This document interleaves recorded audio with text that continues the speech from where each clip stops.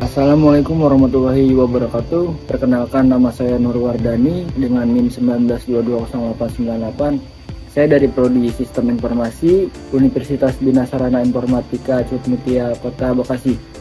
Pada kesempatan kali ini saya akan melakukan uji proficiency Sistem Enterprise Resource Planning atau ERP yang diselenggarakan oleh kampus saya UBSI bersama dengan PT Jidoka Indonesia System. Selanjutnya saya akan menjelaskan konsep, cara kerja, dan juga manfaat dari ERP.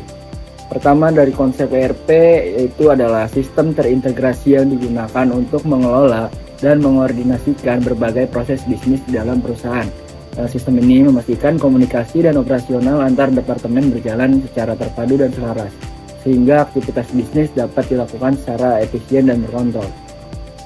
ERP menghubungkan berbagai fungsi utama perusahaan seperti keuangan, operasional, sumber daya manusia, dan penjualan ke dalam satu platform terpadu.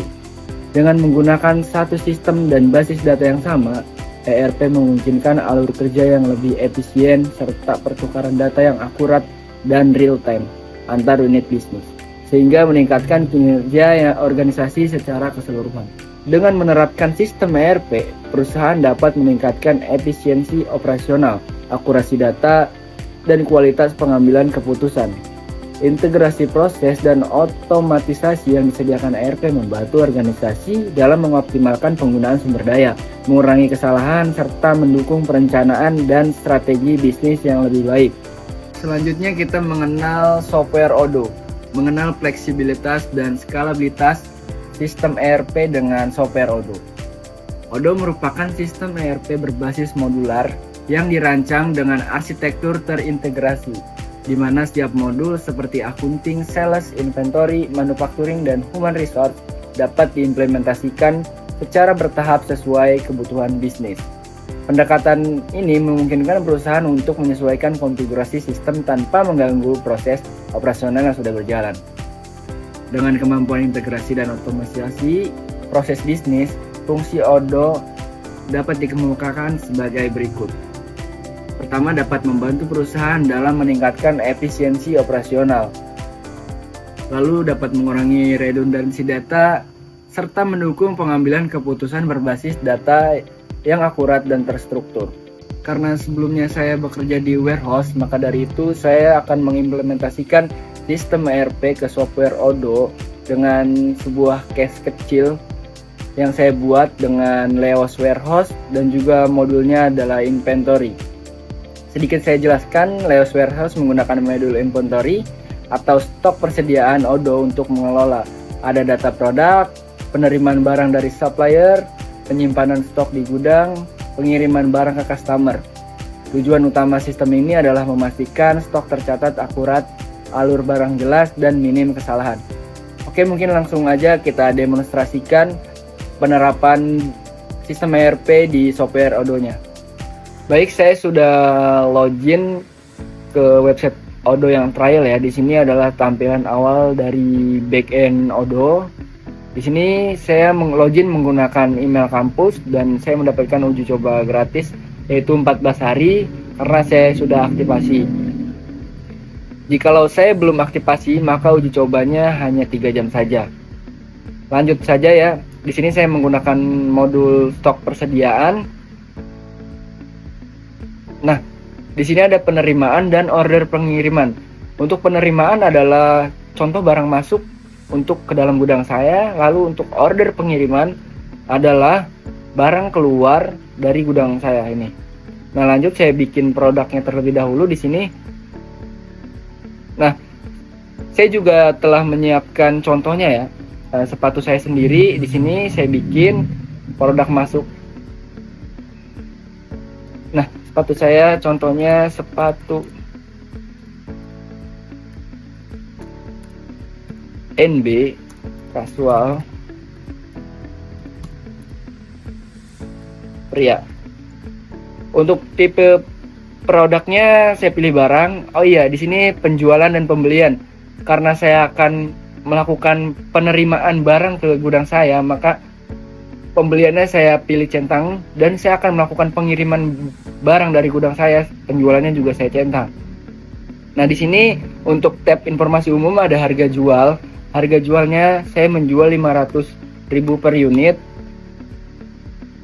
Lalu modalnya itu saya kasih 400.000. Kategorinya karena belum ada sepatu NB, saya bisa cari atau saya bisa bikin baru, yaitu New Balance atau NB ya. Simpan saja. Nah, sudah masuk. Untuk referensinya adalah saya masukkan di sini U574 LGST. Baik, untuk barcode-nya adalah 1966 52 08 30 86. Baik, untuk catatan internalnya bisa dikosongkan atau bisa ditulis pas aja, nggak apa-apa. Beralih ke tab harga, saya tambahkan harganya menjadi, nah di sini harga per unit ya, harga tetapnya itu 500.000. Untuk kuantitasnya per 1 unit. Jika sudah, saya simpan dan tutup. Nah, untuk pembeliannya, lanjut ke tab pembelian, kita tambahkan baris di sini. Kita pilih pemasuknya itu siapa. Saya memasuki dari bisa dicari lebih ya. Bisa kita bikin buat baru online shop bisa. Oh bukan. Sneakers kece.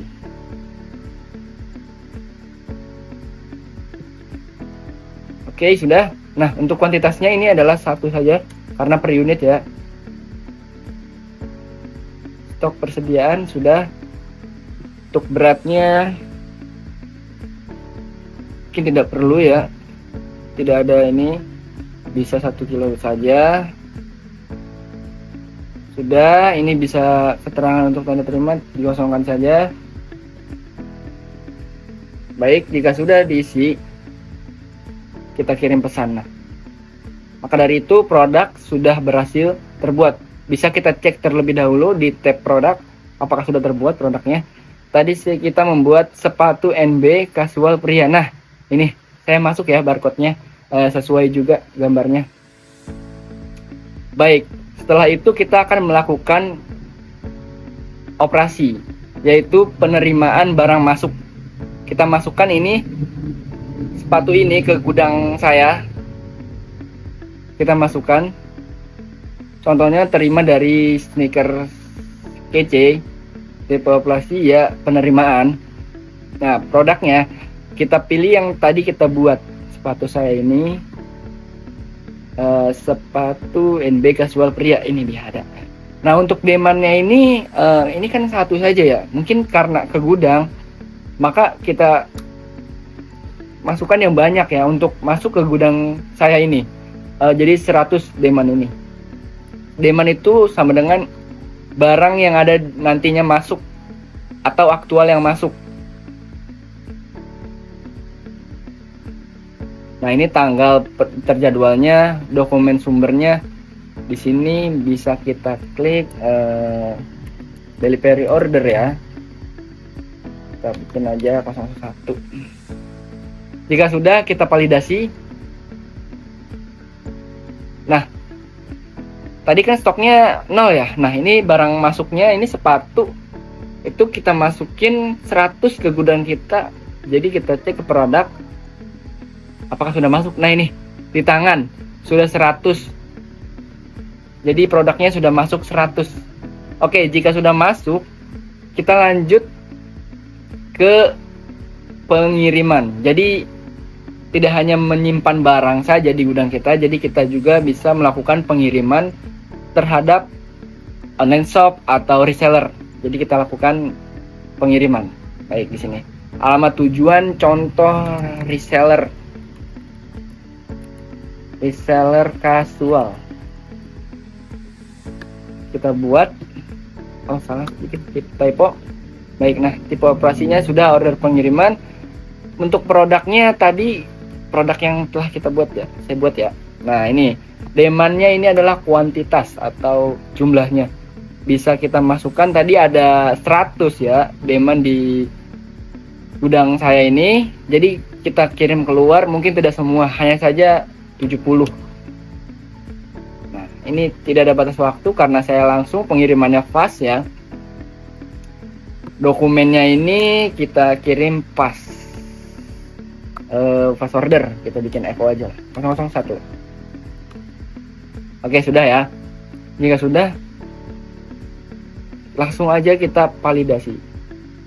Nah, sudah selesai prosesnya. Baik, kita sekarang kita cek stoknya apakah sudah berkurang. Nah, tadi adalah 100, terus kita melakukan pengiriman atau kita keluarkan barang tersebut dari 100 menjadi 30. Nah, karena tadi saya telah mengirim barang 70 ke reseller. Mungkin itu saja contoh penerapan sistem ERP menggunakan Odoo dari saya. Nah, jikalau saya ada salah kata atau salah ucap dan juga mungkin saya masih belajar, saya minta maaf yang sebesar-besarnya. Kedepannya saya akan lebih memahami atau lebih belajar lagi terkait tentang sistem ERP dengan Odoo. Terima kasih telah menonton. Kurang lebihnya mohon maaf. Wassalamualaikum warahmatullahi wabarakatuh.